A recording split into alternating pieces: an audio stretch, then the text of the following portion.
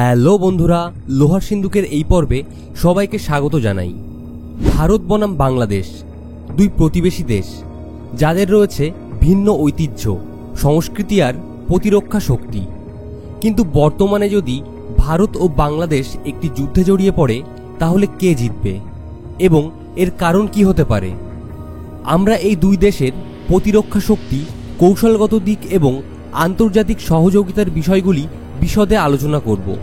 প্রতিবেশী দুই দেশ, কিন্তু দুই দেশের সামরিক শক্তির মধ্যে আকাশ ও পাতালের পার্থক্য। 2024 সালে গ্লোবাল ফায়ার পাওয়ার যে রিপোর্ট প্রকাশ করেছে, তাতে বিশ্বের চতুর্থ শক্তিধর সামরিক বাহিনী হল ভারত, যেখানে বাংলাদেশ আছে 37 নম্বরে।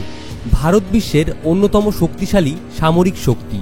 2024 সালের হিসাব অনুযায়ী ভারতের প্রতিরক্ষা ব্যবস্থায় তিনটি সামরিক শক্তির অবদান রয়েছে, তা হল ইন্ডিয়ান আর্মি, ইন্ডিয়ান নেভি ও ইন্ডিয়ান এয়ারফোর্স।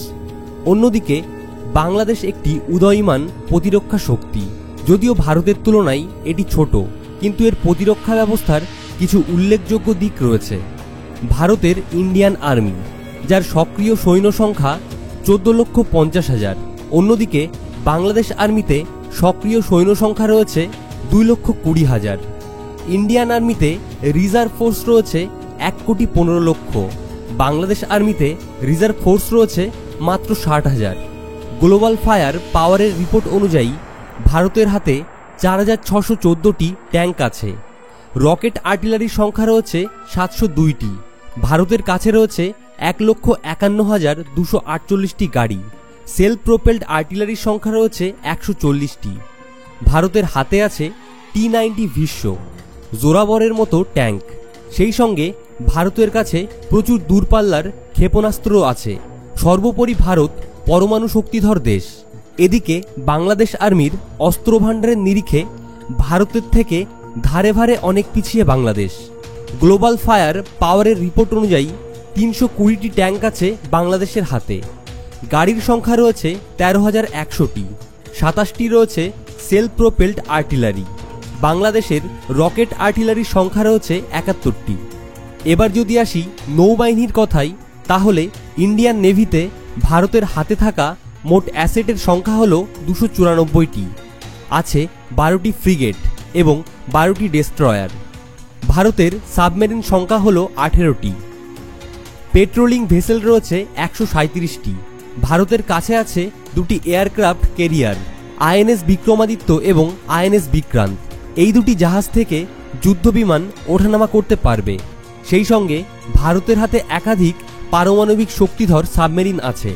দিন কয়েক আগেই একটি সাবমেরিন থেকে 3500 কিলোমিটার পাল্লা বিশিষ্ট মিসাইলের পরীক্ষা চালিয়েছে ভারত। অন্যদিকে বাংলাদেশ নেভির রয়েছে মোট 117টি অ্যাসেট। সাবমেরিনের সংখ্যা হল 2টি, ফ্রিগেটের সংখ্যা 7টি, 55টি পেট্রোলিং ভেসেল আছে। এবার আসি ভারতের বিমান বাহিনী অর্থাৎ ইন্ডিয়ান এয়ারফোর্স। ভারতের কাছে মোট 2,296টি এয়ারক্রাফট আছে। যুদ্ধবিমানের সংখ্যা হল 606টি। ভারতের কাছে রয়েছে 869টি হেলিকপ্টার। এয়ারক্রাফট, যুদ্ধবিমান এবং হেলিকপ্টারের সংখ্যার নিরিখে বিশ্বের মধ্যে চতুর্থ স্থানে আছে ভারত। এখন ভারতের হাতে Rafale, Tejas, Sukhoi SU-30, MKI, Mirage 2000-এর মতো যুদ্ধবিমান আছে। 2019 সালে ভারত বালাকোটে যে এয়ার স্ট্রাইক চালিয়েছিল, তাতে মিরাজ যুদ্ধবিমান ব্যবহার করা হয়েছিল। তখন রাফাল ছিল না ভারতের হাতে, কিন্তু এখন 36টি রাফাল যুদ্ধবিমান রয়েছে ভারতে এবং আরও আসছে। অন্যদিকে যদি বাংলাদেশ এয়ারফোর্সের কথা বলি, বাংলাদেশের কাছে মোট 216টি এয়ারক্রাফট আছে। যুদ্ধবিমান আছে 44টি। বাংলাদেশের কাছে রয়েছে 73টি হেলিকপ্টার। মোট এয়ারক্রাফটের নিরিখে বিশ্বে 46 নম্বর, যুদ্ধবিমানের নিরিখে বিশ্বে 39 নম্বর এবং হেলিকপ্টারের নিরিখে 49 নম্বর স্থানে রয়েছে বাংলাদেশ। এছাড়া বাংলাদেশের কাছে আছে বিশেষ ইউনিট, যেমন BGB, বাংলাদেশ বর্ডার গার্ড, আর রয়েছে কমান্ডো ফোর্স।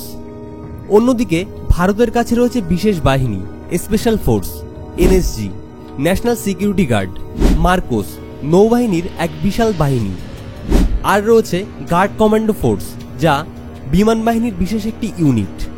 ভারতের কাছে রয়েছে আনুমানিক 160টি পারমাণবিক অস্ত্র, অগ্নি, পৃথিবী এবং বিশ্বের দ্রুততম ক্রুজ মিসাইল ব্রহ্মাস। পরমাণু শক্তি ভারতের প্রতিরক্ষার মেরুদণ্ড এবং এর মাধ্যমে ভারত তার কৌশলগত ভারসাম্য বজায় রাখে। ভারতের বড় সুবিধাগুলোর মধ্যে অন্যতম হল এর বৈচিত্র্যময় ভূখণ্ড, উচ্চমানের প্রযুক্তি এবং ডিআরডিওর মতো প্রতিরক্ষা গবেষণা প্রতিষ্ঠান। এখন যদি বলা হয়, যদি ভারত এবং বাংলাদেশের যুদ্ধ হয় তাহলে কে এগিয়ে থাকবে, এর উত্তর হলো অবশ্যই ভারত এগিয়ে থাকবে।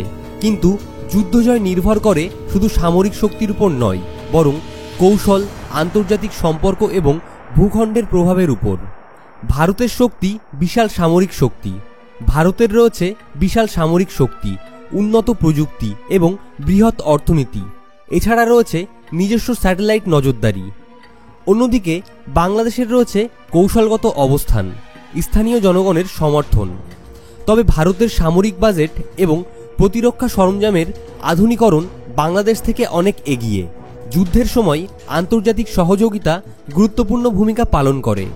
ভারতকে আন্তর্জাতিকভাবে সহযোগিতা করার মতো রয়েছে কিছু মিত্র দেশ, যেমন যুক্তরাষ্ট্র, রাশিয়া, ফ্রান্স এবং ইসরায়েল। অন্যদিকে বাংলাদেশের মিত্র দেশ রয়েছে চীন, পাকিস্তান এবং তুরস্ক। যদিও দুই দেশই তাদের নিজ নিজ মিত্রদের সমর্থন পেতে পারে। যুদ্ধের চূড়ান্ত ফলাফল নির্ভর করবে আঞ্চলিক এবং আন্তর্জাতিক রাজনীতির পরিস্থিতির উপর। যদি এখন যুদ্ধ হয় তবে ভারত তার সামরিক শক্তি ও প্রযুক্তির দিক থেকে এগিয়ে থাকবে। তবে বাংলাদেশ তার প্রতিরক্ষামূলক কৌশল এবং কৌশলগত অবস্থানের মাধ্যমে লড়াইকে দীর্ঘায়িত করতে পারে, কিন্তু কখনোই ভারতকে টপকিয়ে এগিয়ে যাবে না। তবে যুদ্ধ কখনোই সমাধান হতে পারে না, এটি কেবল ধ্বংস আর বেদনা বয়ে আনে। আমার মনে হয় দুই দেশেরই উচিত শান্তি বজায় রেখে পারস্পরিক উন্নতির জন্য কাজ করা। তো বন্ধুরা, আজকের এই ভিডিওতে আমরা বিশ্লেষণ করেছি ভারত ও বাংলাদেশের প্রতিরক্ষা শক্তি, সামরিক ক্ষমতা এবং যুদ্ধক্ষেত্রে তাদের সম্ভাব্য শক্তি। আশা করি এই তথ্যগুলো আপনাদের জ্ঞান বাড়িয়েছে এবং চিন্তার খোরাক দিয়েছে। তবে মনে রাখবেন, যুদ্ধ কখনোই কোনো সমস্যার স্থায়ী সমাধান নয়।